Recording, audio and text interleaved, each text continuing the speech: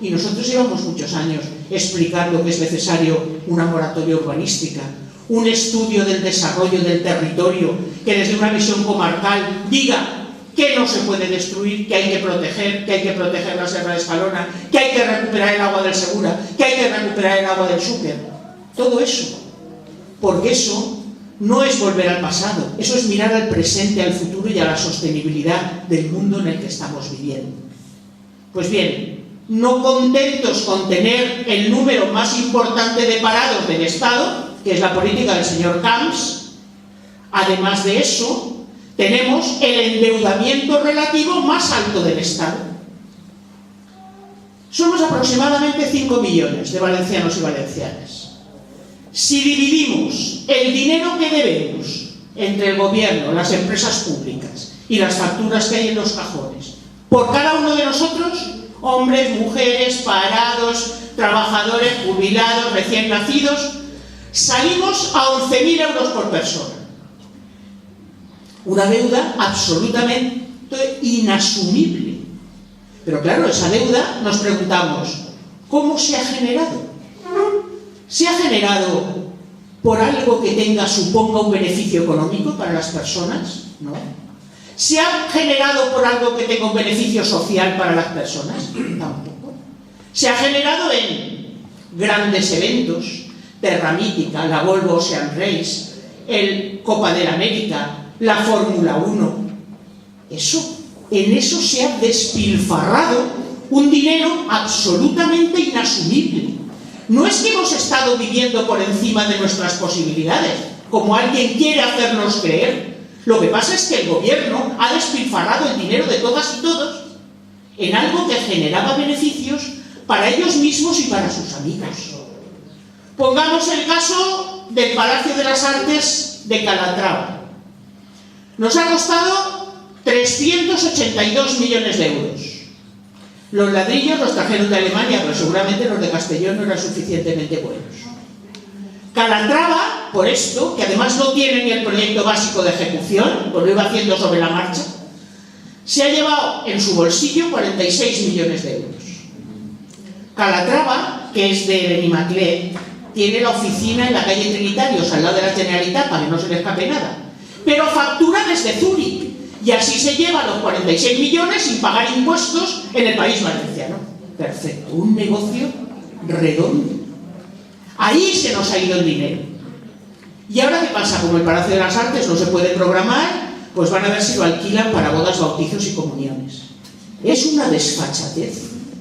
Eso es lo que nos gobierna. O sea, un partido que está gobernando de esta manera para hacer estas cosas. Y yo creo que es el momento de decir, hay que cerrarles el paso. Porque no contentos con esto, quieren seguir haciendo negocio con una política de privatizaciones permanentes. Hablaba Bienve del hospital de Torrevieja. Pero claro, su voluntad es desmantelar la sanidad pública. ¿Qué pasa con la Nueva Fe? 2 veces se ha caído el techo. Y lleva inaugurada, no llega un año. La lista de cirugía infantil tiene 1 año y medio de lista de espera, ¿sabéis? Para que operen a una criatura pequeña. Y así podríamos contar sin parar. En el hospital de Manises, gestionado privadamente, las pruebas las hacen ya auxiliares de clínica, aunque sean pruebas específicas que requieren conocimientos de mayor nivel. Y esto es lo que nos están ofreciendo. Y por si eso fuera poco, pensar que no es solo lo que están haciendo, sino la que viene.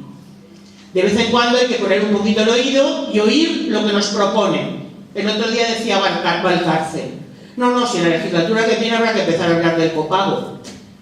Bueno, cada vez que oigáis esto, explicarle a la gente lo siguiente. De cada 5 euros que entran en la hacienda pública, de cada 5, 4 vienen de las rentas del trabajo y solo 1 de las rentas del capital. Esos son los impuestos.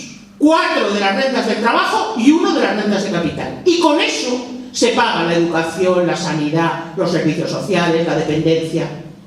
Bueno, la dependencia es un decir, porque solo han valorado el 0,47% de las instancias que se han presentado para solicitar. ¿Qué significa el copago? ¿Que los trabajadores y las trabajadoras vamos a pagar doble el sistema sanitario? Que me lo expliquen, ¿eh? Esto que nos lo expliquen. Porque para una asistencia sanitaria de cada vez menor calidad, Convergencia y Unió, cuando ganó las elecciones en Cataluña, al día siguiente salió diciendo 1.000 millones menos para la sanidad pública y otros tantos menos para la educación. ¿De qué estamos hablando?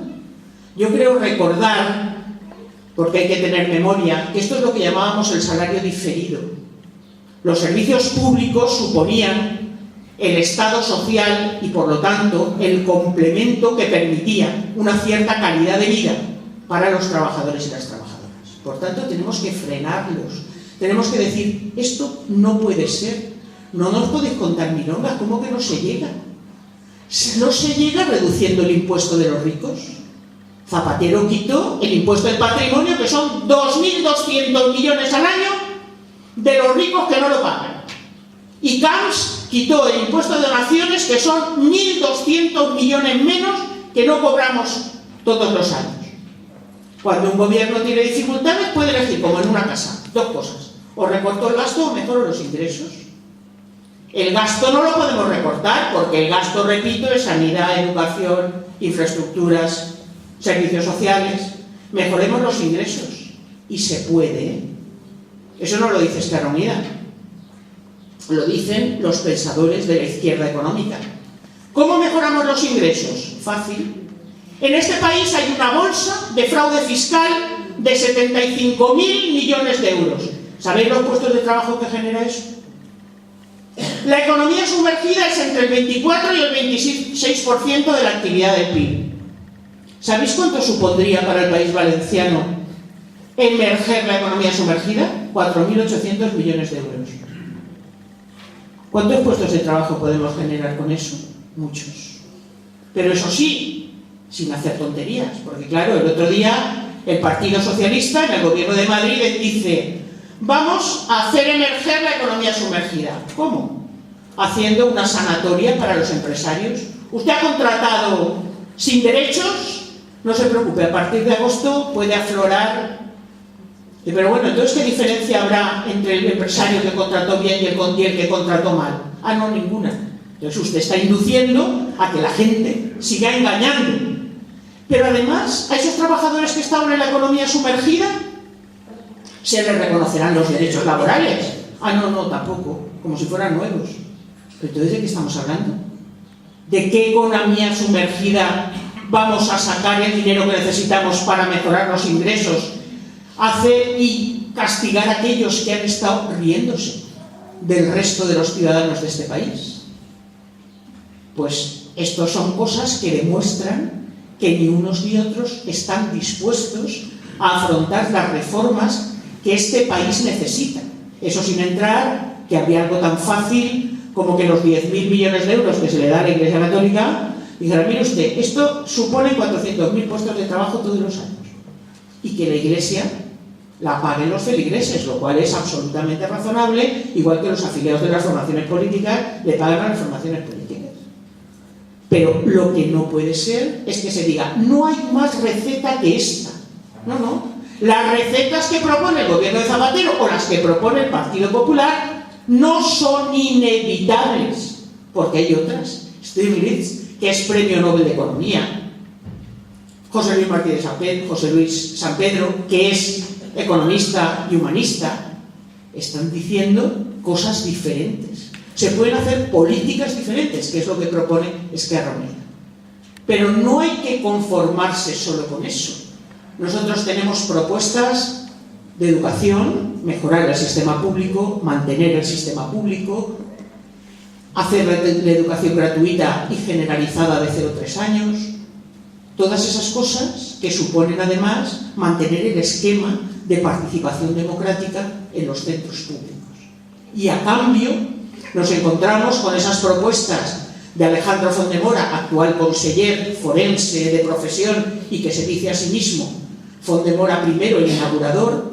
No sé muy bien por qué se llama así, porque tiene a 17.000 chiquitos y chiquitas del país valenciano en 848 barracones. Pues bien, la propuesta que hace es adoctrinar se carga la participación en el consejo escolar, ha decidido suspender los planes de educación sexual que tenía negociados con la Consellería de Sanidad y a cambio llevar a las escuelas públicas, las privadas pueden hacer lo que quieran, los planes del arzobispado, unos documentos que ha hecho sobre educación sexual que yo quiero saber dónde es insumiso para que a mi chiquita no le enseñen con esas burradas, que son absolutamente científicas. Bien, no contento con eso, ha decidido que las actividades extraescolares no se pueden hacer en los centros si no se supervisan directamente por la Consellería. Es decir, estamos volviendo atrás, a pasos agigantados. Y el problema es que cuando uno empieza a volver hacia atrás las páginas del libro de la historia, ¿dónde se quedan? ¿En el siglo XX? ¿Por qué no en el XIX? ¿Por qué no en el XVIII? Es decir, estamos sufriendo una involución que yo creo que muchas veces no somos conscientes. Pero hay pequeños detalles que te llegan. Aquí somos insumisos a la educación para la ciudadanía. El otro día un padre se le recibió de la consellería que decía que no quería que en la escuela su hijo estudiara Drácula porque eso tenía unas connotaciones anticristianas. De verdad, hay cosas que son prácticamente inconcebibles, pero por lo que se ve, nada es suficiente para los neocons y esta especie de Tea Party casero que tenemos en el País Valenciano y que está cambiando leyes, que quiere impedir que las mujeres tomemos decisiones sobre la interrupción voluntaria del embarazo y que quiere recuperar el nacionalcatolicismo. El otro día en Beneixama el alcalde decidió restaurar la Cruz de los Caídos de la puerta de la iglesia Queque y en la Valle Usó nombraron hace 2 semanas 3 calles a los 3 últimos alcaldes franquistas de la población y no pasa nada. Es decir, hay una especie de desarme ideológico que además en el caso del País Valenciano es más grave porque estamos ante una situación de emergencia democrática. Porque cuando nosotros decimos hay que recuperar los valores de la laicidad, de la ciencia, de la ética en política, tenemos a un presidente que se presenta a las elecciones a punto de sentarse en el banquillo de los acusados y con 11 imputados en las listas. ¿Pero dónde estamos? ¿Cómo que la gente no reacciona? Yo el otro día me indigné mucho cuando vi que Carlos Fabra, el presidente de la Diputación de Alicante, de Castellón, que tiene multas, que se ha escapado de ellas, porque hasta la Fiscalía llegó tarde, qué casualidad, por 1 millón de euros se va de rositas y dice ya me absolverán las urnas, lo mismo que dice Camps. Pero en la puerta del Mercado Central en Valencia le han puesto una multa a un señor por vender 2 manojos de espárragos que había cogido en el monte porque no puede dar de comer a sus hijos y le pusieron una multa de 1.200 euros.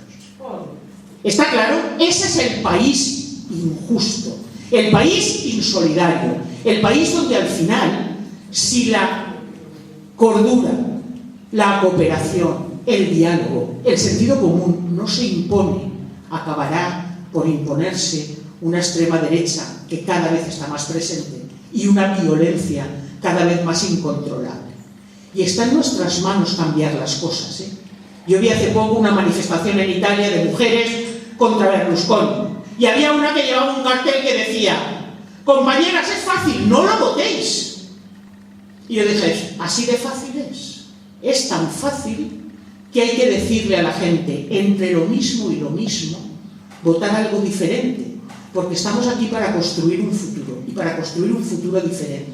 Un futuro que no convierta en lugares llenos de basura las comarcas, unos residuos que están tan bien gestionados para los que gobiernan, que generan esa corrupción del caso Brugal, y es necesario frenarlo.